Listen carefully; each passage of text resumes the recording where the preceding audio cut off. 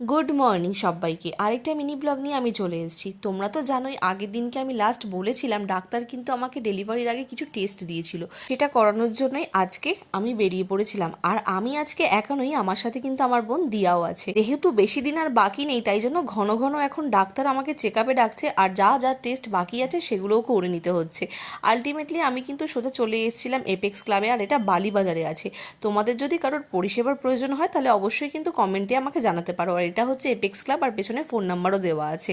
তারপর 2 ঘন্টা ওয়েট করার পর কিন্তু আলটিমেটলি আমাকে ডাকলো। আমি 12টার সময় সেখানে গেছিলাম, 2টোর সময় আমার টেস্ট হয়েছে আলট্রাসোনোগ্রাফি। তারপর একটু হাওয়া খাওয়ার জন্য গেছিলাম, কারণ আমার এখন মারাত্মকভাবে গরম লাগছে।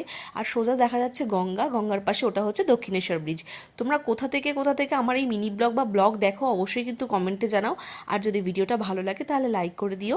এরপর আমি আর কি করলাম সেটা দেখার জন্য চ্যানেলটাকে অবশ্যই সাবস্ক্রাইব করে আমার পাশে থেকেও। দেখা হচ্ছে নেক্সট পার্টে।